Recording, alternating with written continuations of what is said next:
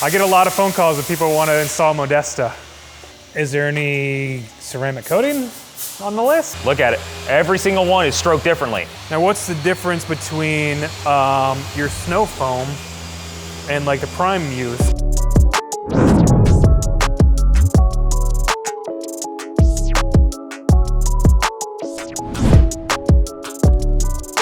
What's going on, everybody? We're here with John Perdue of Modesta and Enso. And you just got off the plane like an hour ago. 45 minutes ago, straight to the, from the airport to here, so. Now we do it right into it. We're doing a weekend wash on the Jeep, and we're gonna be using the Enso products.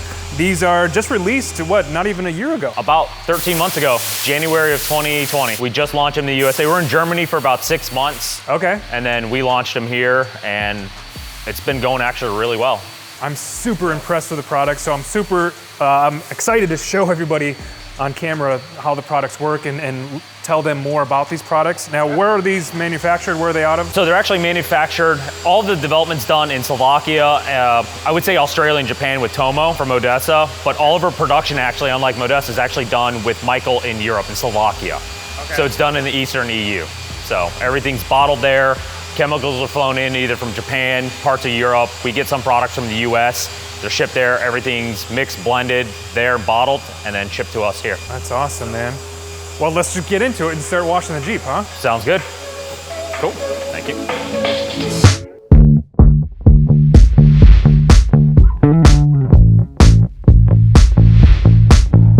All right.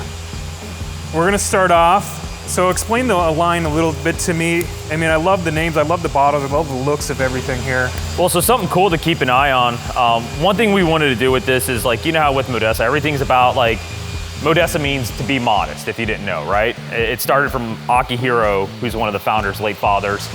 And we love that whole, like, kind of traditional, like, Japanese, like, everything's got a meaning and difference between it. Something most people don't realize is, look at every product. Yeah. The circle is different for every product. The circle's different? Look at it. Every single one is stroked differently. So it's if you want to call it a Buddhist symbol, it's a brush stroke. So we had somebody make every one for it to be different. Yeah. It's a small little, like, kind of, I want to call it like an Easter egg within our products, but we made every single one different. That's crazy. I did never notice that. They are. Yeah, we put it on the website, but nobody ever reads it. So it's one of those things, somebody's like, hey, I think you changed the label, and it's like, no, that's intentionally done, so. Yeah. But we keep it so everything's a little bit unique in it. Nobody reads, but they love to watch videos. That's where you come in hand. That's cool. Yeah, so we did that a little bit. We did the frosted look just because some products, like when they're dyed, it doesn't look that great in the clear bottle. It kind of looks cheap.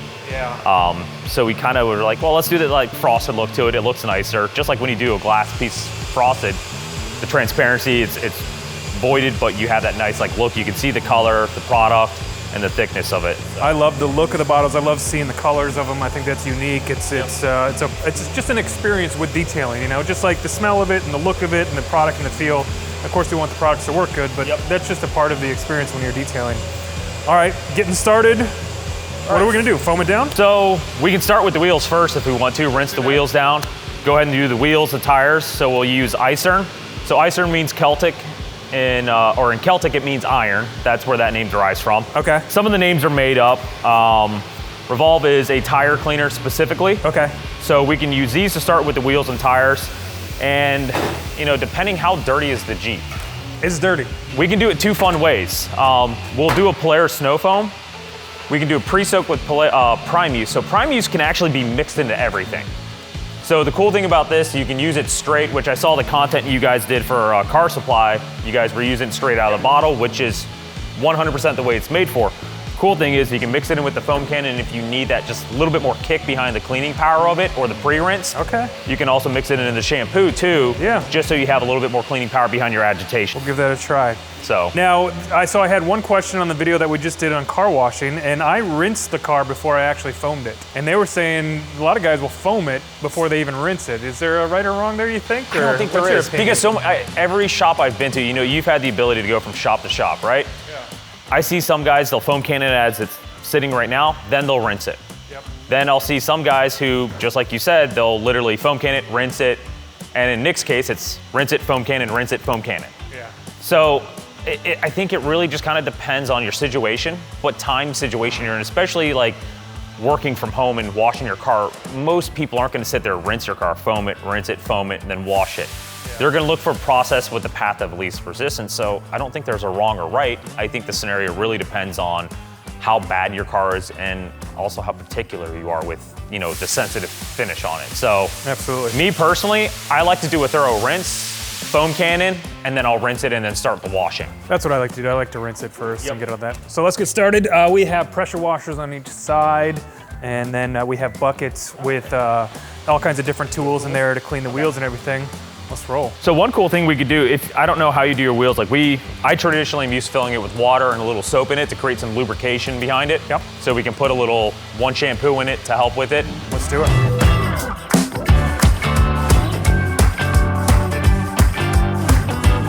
I get asked this question a lot, is like, well, how much should I put in the product? You know, Americans were used to like ounce measurements, not milliliters. Yep. At the same time, I tell people it really depends on what experience you want with washing it. You know, it's not a precise science, like you have to have 3 ounces. You can go 4, you can go 5. It really just depends. One reason I love this, you grew up, you know Japanese cars. You're familiar with the squash scent? Oh yeah. You know what that is, right? It's the Japanese squash scent. That was my little personal touch of the product. I just bought a Japanese car, by the way. I know, Connor told me. Tried to talk you out of it. You bought it from down the street from me. Oh really? Is it? Japanese classic? Yeah. Yeah, it's 2 hours from me. I didn't know that. Yep. That's awesome. I'm excited to do the project car.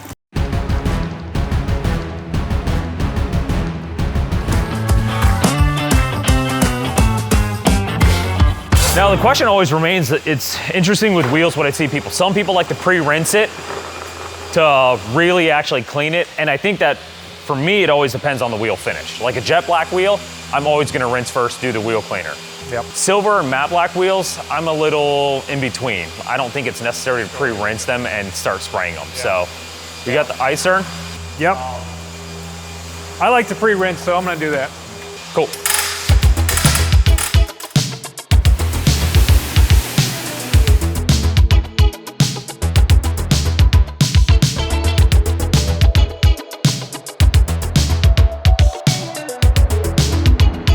All right, Eisern. Eisern or Eisern? Eisern? Yeah. I might be pronouncing it wrong. This is a iron remover, isn't it? Yep. So the cool thing with that wheel cleaner, what we liked about it is we actually did a lot of testing on it. So yeah, fan it out a little bit more. Obviously on a wet wheel, you're not gonna see it as much, but on a dry wheel you might. One of the biggest things we had with developing the product was to make it actually suspend on the wheel. I'm sure you've seen a lot of wheel cleaners, you know, I won't say certain brands, but you spray them on the wheel and it kind of just starts to fall and dry out and turn brown. Yep. You have the iron reaction and it happens within like 1.5 minutes, 2 minutes and you're done. The reality of the truth is most of the time people are spraying all 4 wheels, letting the product kind of break up, emulsify, work towards the iron deposits. You run into this issue where everything dries up, you have to reactivate it almost sometimes. I'm sure you've seen that. Yeah. So during our testing, one of the things we want to do is make sure this product suspends and stays. Even with the wet wheel, you notice everything, the product actually clings to the wheel. So it allows it to fully work all the way around. So it's a little bit of a gel, you know, to it. And it's got the iron smell to it, but it's not as bad as some of the products that I've used. Yeah, we've had some people who are like, yeah, I don't like the smell. In general, they don't like any of these smells. It's car cleaning. When you deal with chemicals, if you put a fragrance on everything, it doesn't work as well sometimes. So tires I like to do dead last. So I'll typically do all 4 wheels, then I'll go back and scrub the tires and clean them. Really? The only reason is like I had a bad experience with a tire cleaner where it stained the wheel eventually. Okay. Not saying this will, but it's just, in my opinion, good practice is I'll do all 4 wheels, then I'll come back with the tire brush to scrub it. I'll spray the wheels, scrub it, agitate it, and rinse the wheel at the same time, and then do all 4. Well, let's give it a shot. Cool. We'll do the wheels first, and then we'll do the tire. Want me to do that wheel or? Yeah, if you want to go do that side, I'll do this side.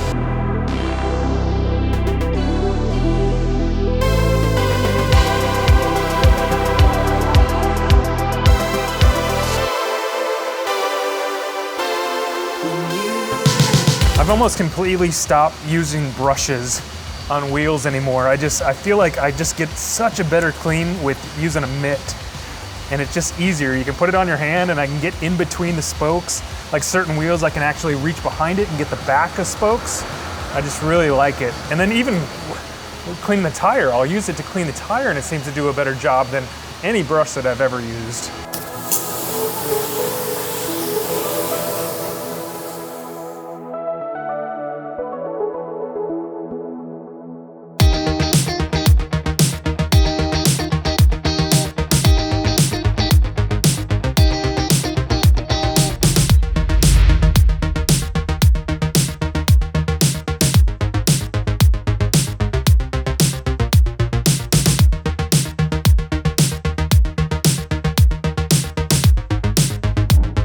So how did you get into detailing and how many years have you been doing this? What's your backstory? Funny enough, when I was 15 or 16, I got a job at a coffee shop local to my area. And most of us, like our backstory is always, we grew up around cars, things like that.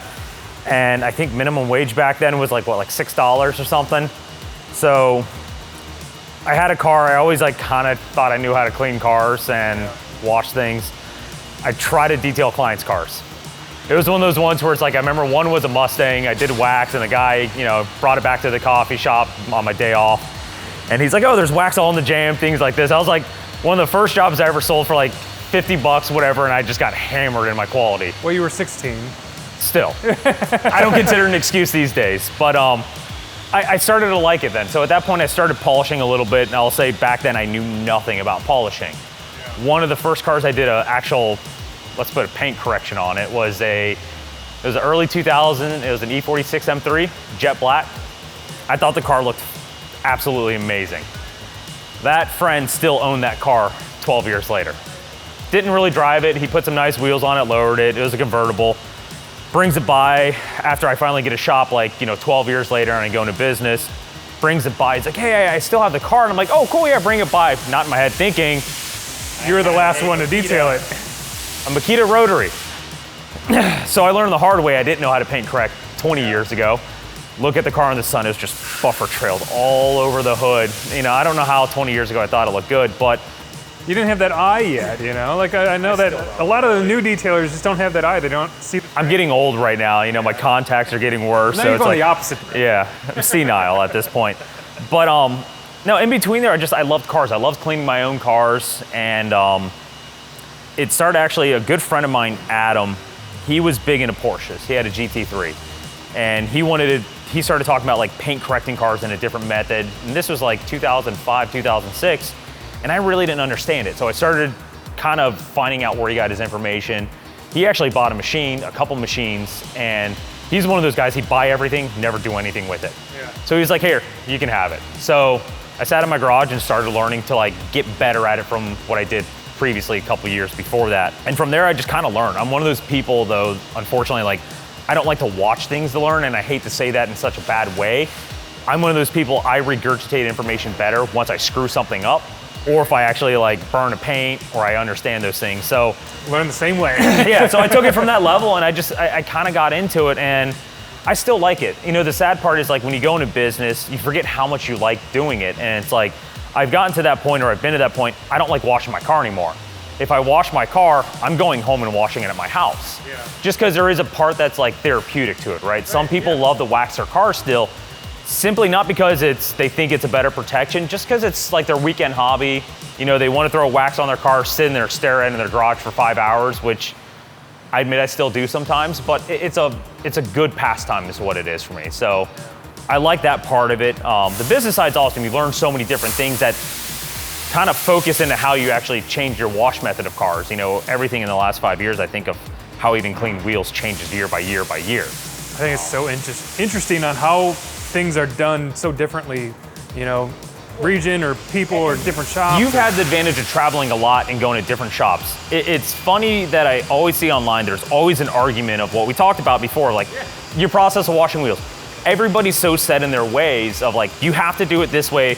What's funny is you have your way of doing it. You're in Chicago. You guys have more snow, sand, salt than I'll ever deal with in DC. So your methods are different. And the funny thing is that method of how you guys do things might apply to me back at home under different circumstances. So it's just funny how this industry, there's always this coating's better than that coating, or this wheel cleaners. Everything has its place, everything has its purpose. Yeah, it's funny you talk about passion. It's because I've been doing this for a long time, just like you know, close to 20 years almost. Yep.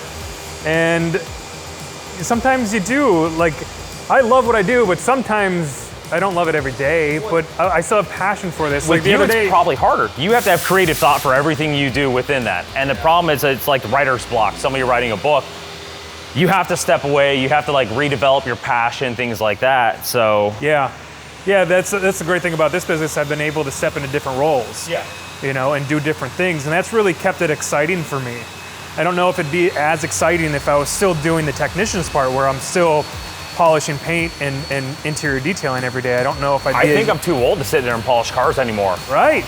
That's what a lot of the younger guys don't understand. Like, your body gets old. It's like one of those things, like, it's not even fatigue. I don't have the mental capacity anymore to sit there and polish a car for 2 days or 1 day even. Yeah. You know, I'll still do like random test spots, dial things in, but it's just not what I like. Even with film, like film is cool because the challenges always change, but it's just like what it does to your body is not what I want to do anymore. All right, so we're cleaning the wheels and then we're gonna do the tires next. Can you use this tire solution in the wheel wells and everything? Do you clean the wheel wells? I wouldn't recommend it too much because it's made for rubber. The difference between plastics and rubbers are two different ways they should be treated.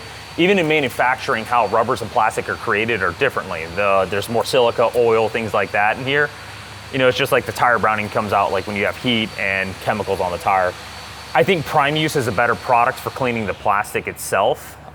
Versus actual rubber, you're dealing with a different situation of actual browning from heat from the tire and things like that. I still think after all these years, Easy Detail brushes are my favorite brushes. They are nice, aren't they?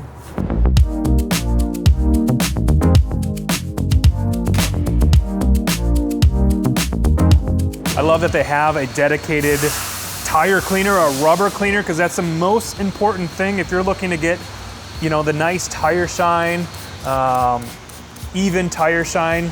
Make sure that the rubber tire is as clean as possible, and having a dedicated rubber cleaner is gonna make sure that you get that really, really clean. This is another product that almost sticks there. It's like it's not really that foamy, but you can see it sticking there a little bit. It's thick.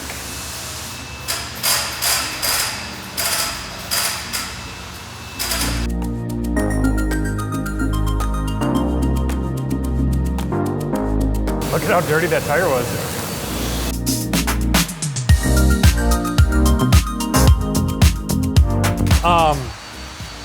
Are any of these products, do you recommend diluting them? What? Do you recommend diluting any of these products, or just using them straight? Use them straight. Yep. Okay, they're all ready to use. That works good. Yeah. It was funny when we were first developing it. We did some testing in Germany here, you know, through a couple of our distributors. I wasn't getting the result from everybody, and you know how it is. Different tires react differently to wheel cleaners. I kept doing it on Michelin tires. I know they were already clean. It's like, I kept seeing no chemical reaction, no browning, and I kept reporting back to Michael. I'm like, it's not working, it's not working. And he's like, well, Germany says it works perfect, sends me pictures, and I'm like, all right, I need to find another car. And it's just like, that's one thing I learned with product testing. It's hard because, especially with like tires and wheel cleaner, everything reacts differently. That's why I hate that question. What's the best product to clean my wheels with? What's the best compound? Yeah, there isn't. Like you have to, yeah. So let me spray this wheel back here.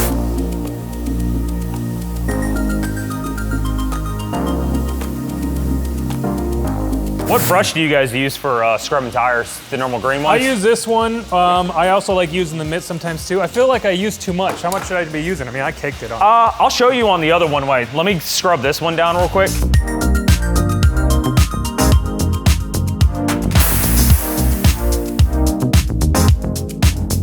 I don't use that much, but with like a big truck tire like this, I'll do 2 rounds, one for the inner ring and then for the outer. I also guess that's kind of a loaded question because like if your tires are super dirty, they've been through a lot, you probably need more product versus as dirty as this thing is, it's really not that bad for especially a Jeep. Yeah, I just end up using way too much product usually.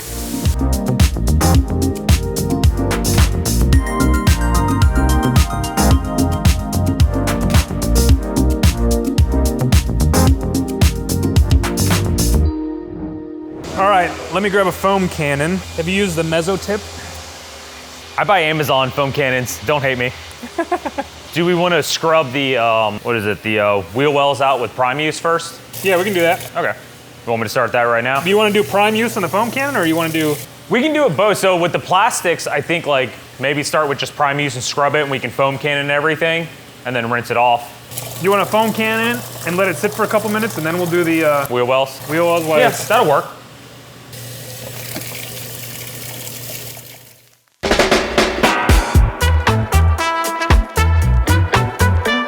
Only doing one car, so yeah, don't need much. So let's foam it. Let's foam it with the foam, and then do the prime use on the wheel wells. You want to do it with in the foam cannon also? Yeah, let's mix it up. All right.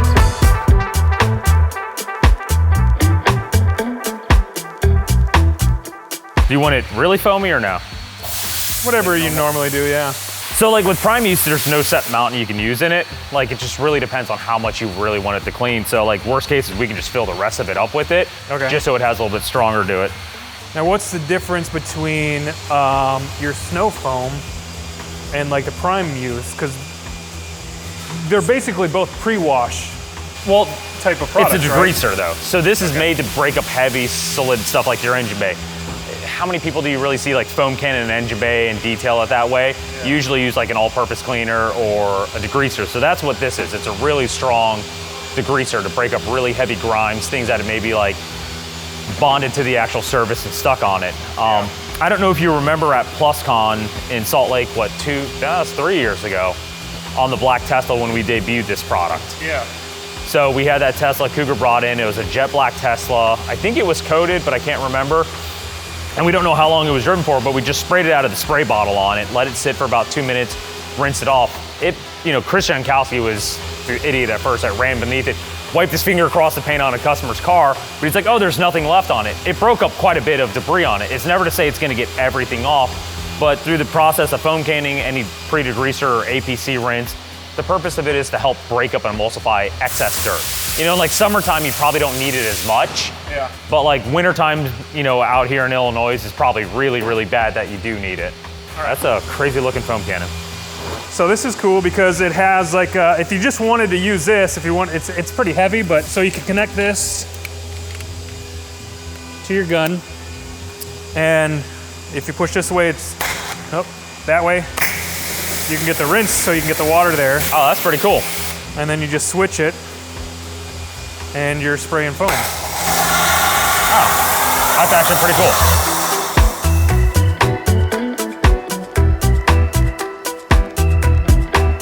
That's actually really cool. Oh, do the other side? Here, I'll get you some slack. That's actually really cool.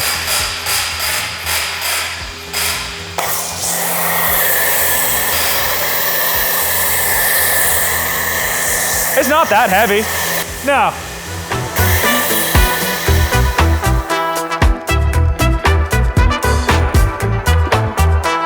So you just switch it on this one and it kicks back. Yeah, you can switch it and then rinse. That's actually kind of cool. Who makes that one? MTM? MTM, yeah. All right, so let's, you want to brush out the wheel well? Yeah, let's do that. Do you want me to just take this off right now? We don't need it? Yeah, you can take it off and we'll just let that foam sit for a couple minutes.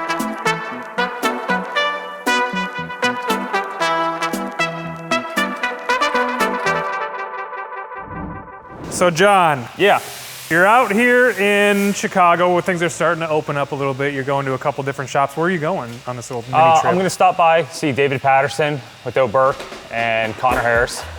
And then I have 3 trainings back to back. So I'll be I come back down here over the weekend.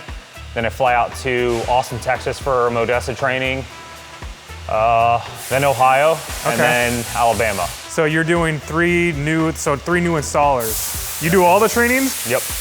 I get a lot of phone calls that people want to install Modesta. Let's talk. We'll figure out a way to network it in the right way. Yeah, but I mean, for guys that are looking to install Modesta, I mean, it's pretty hard to get into. I mean, you're only taking a select few people throughout. It's a select few. So one thing we wanted to do with like Modesta is, you know how it is. We want to give people the ability to breathe. Because some companies out there back in the past used to just give anybody and everybody coatings. Like there's one coating company specific, if you go to like Ontario, Canada, there was like 200 installers. And it's fine if you want to be a brand that does that. There's nothing wrong with it. But with Modesta, we always wanted to be small and kind of like that family focus. You've been to our events, you've been to Top Golf with us for, SEMA. It's a dysfunctional family, but we like to treat it, as a family, and we want to know everybody. But at the same time, we don't have the ambitions to have, in North America, hundreds and hundreds of installers. I think honestly, we'd be happy with 150 in all of North America. That includes Canada. Certain areas like demographics like Chicago, New York City, you're gonna have probably a couple installers spaced out, but our whole goal is that they get along, they coexist, things like that. Yeah. But smaller demographics, like Jeff Oswald in Des Moines, Iowa, there's nobody else out there. I mean, his was the first training I literally drove through cornfields to get to his shop. I'm like, yeah, there's no reason to have another installer out here. And he also does really well. So we keep it very selective for the most part, where we want to give you the room to breathe, the room for you to grow. But as you know, and what I loved about recently with the videos is your pursuit for education. That's what we love to see with installers is, I don't want a guy that just wants to sell a coating and does that. I want a guy that's willing to educate himself, learn actually what he's putting on a car, but also to build a better relationship with his customer. We're not looking for that volume shop that's gonna pump out 500 coatings a month. I've had a few emails, some guys are like, we do 80 cars a month, and I'm like, I didn't ask, and I don't care. But thank you for deterring me away from your interest. And don't get me wrong, there's a lot of guys that probably, and I hate to say this as like a Cinderella story. You remember back in the day with Modesta, we met in Chicago, DC, 7-8 years ago? That was a while ago. Before I got into Modesta, I was working in my garage. I was kind of a quiet person. It wasn't until Modesta became part of my business that it kind of pushed up for me. So I do believe in, there are a lot of detailers out there that are trying to fight their way to their own top. And the reason I say their own top, I hate the term of my competition or I'm out to take everybody out. I'm in business for myself, my customers, and that's it. Those are the guys we're looking for. But I love giving those people a chance, and it's not to say feel sympathy for them, but there's those guys that are gonna become the up and next best business detailing in their areas. So I love those guys, I love working with them, and it's a cool thing. We had the Florida installer I just added. For the last 6 years, her goal was to be a Modesta installer, which in my head I fathom, I'm like, that's awesome, but it's a nice good feel thing. So, to any of the guys that are watching that do want to be it, I'll apologize right off the bat. I answer all the emails, I'm the person doing it all. Give me a little time, I have to read through hundreds of emails, I have to do my due diligence and research on people's business. So if you haven't heard back from me, I apologize. I will get back to you. All right, it's been sitting on there for a couple minutes. We're gonna rinse this off now.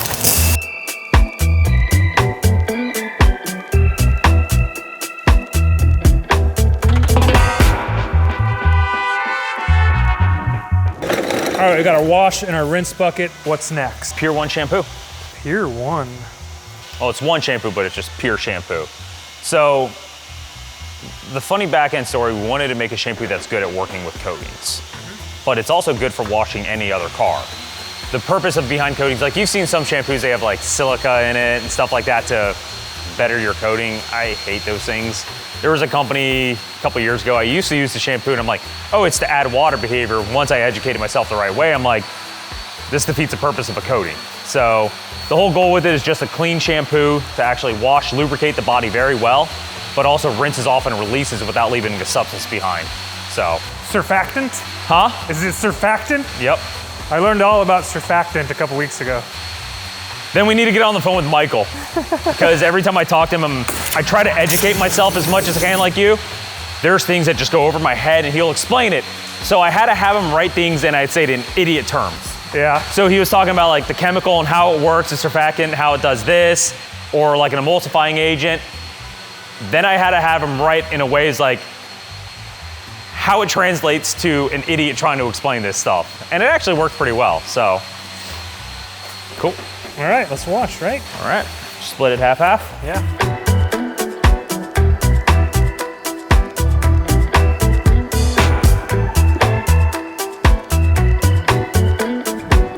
So, anything new coming out? I know that you had new products, the Prime Use is new. Yep, so we had, Prime Use actually wasn't technically released because I forgot to put it on the website. It wasn't actually until you guys ordered it and I sent it out. I think it was Will that called me, or was it John maybe? And I'm like, actually it's not released, but you know what, screw it. You guys get exclusive on it. We have a bug remover, which I think I sent you to test. Yep. We didn't release that because the shipment for that came in, I want to say, right at the beginning of fall, which is the worst time to release that product. Right. We have a few more products under development. We do have some, I'm not a big fan of it. I know Michael likes them and some of the guys in Europe likes them. They're called smell-like products. Yeah. So they're just gonna be air fragrances. So we're doing one, I don't know why people like the smell of Orbit. I'm not a big fan of like, you know, like the, and tell me what it reminds you of, because I hate this smell. It's fine for detailing.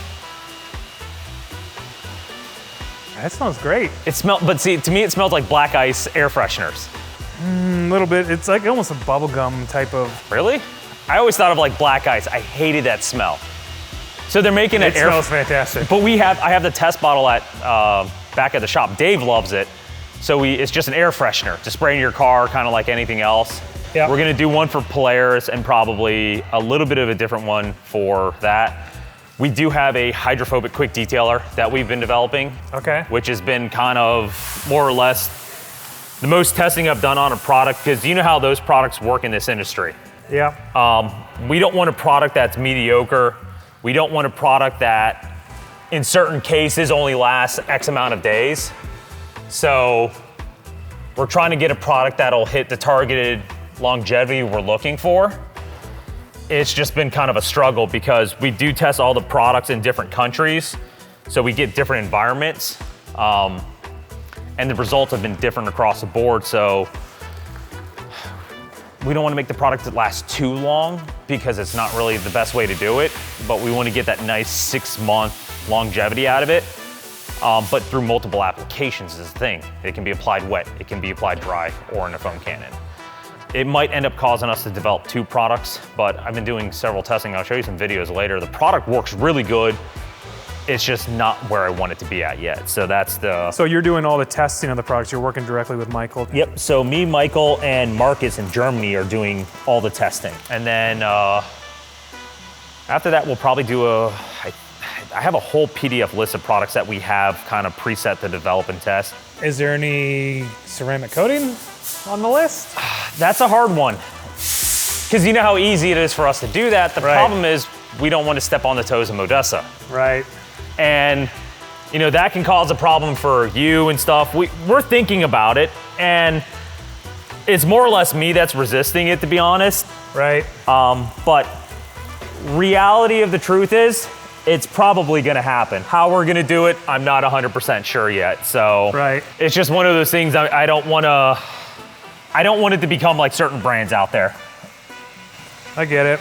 But at the same time, you know, I have to keep asking myself, why not do it, you know?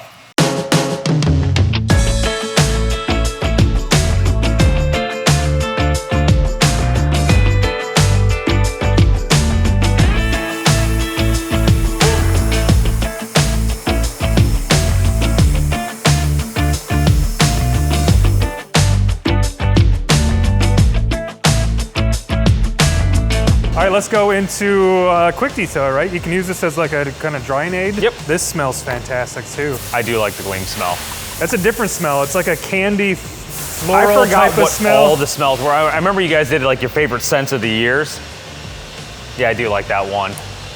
But it's got like a really nice, like subtle sweet to it. Yeah, it does. It's different. Let's dry this thing. Or you just spray a couple sprays and yeah, you don't need much of it.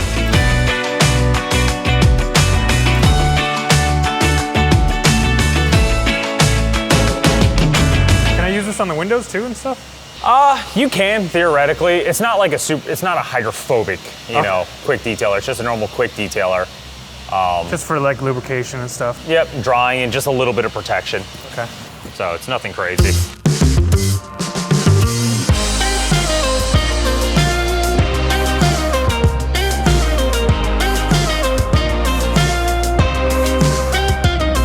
I'm gonna do the door jambs and the wheels, and we'll do some tire shine?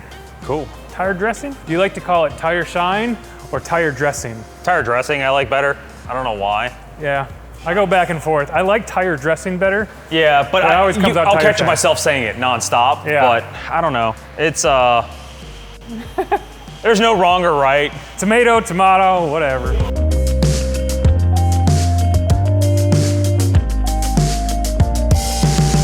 Now, is the tire dressing a water-based tire dressing, or? Yes. But it still works better when you have a nice dry tire. Yep. I was like, the Orbit's actually been one of our best feedback items, just because, you know, everybody loves that like clean, low sheen tire dressing. I know Nick Whitaker loves it.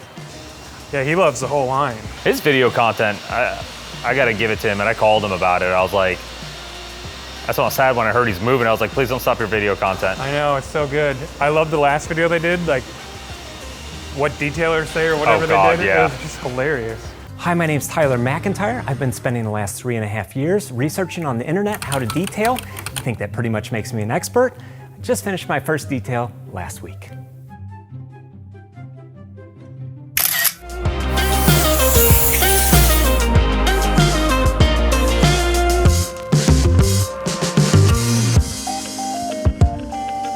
So remember the smell like product I was telling you, the air freshener? Michael sent me a sample of it without telling me. And all I saw because part of the writing got ripped off of it, it just said Orbit. And I thought it was like an Orbit, like high sheen. So I was like, oh, it's a new tire shine. Sprayed it onto the tire. Doesn't work. He's like, hey, so how did you like the smell like? I was like, what the hell are you talking about? And he's like, the Orbit thing. And I was like, yeah, the tire shine sucks. I'm like, I told him, I was like, I went around the car, put it on all 4 tires, and it was just dry. And he's like, no, that's an air fragrance product. I was like, shit, dude. Tires So it was smell really nice. It was one of my good friends, thankfully. But I was just like, I called him and texted him. I was like, hey, so I put air freshener on your tire, not Just tire trying shine. a new thing out. Yeah, I was like, shit, man. Do you use a spray trigger with Orbit? Yeah, so ironically enough, I actually like it through a pour, but a spray trigger works. We give them for that reason. I typically like the pull top onto an applicator. Yeah. They were sold out of those. Everything in this world right now involving hand sanitizer has been on like national shortage, so that created that problem with it. So trigger sprayers work. Ironically enough, we had it for it, so.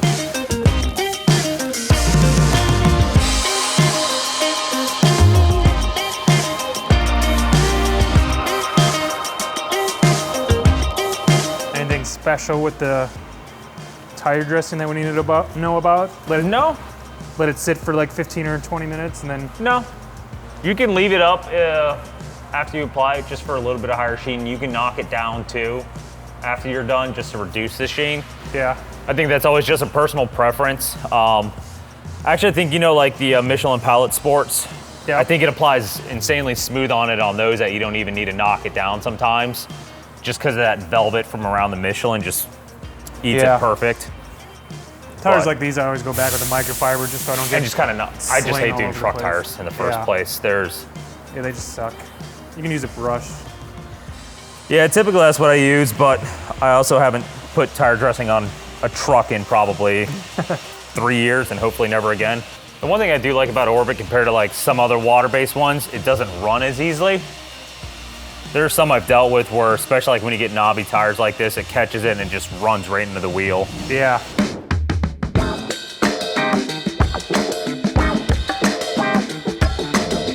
I think we're done.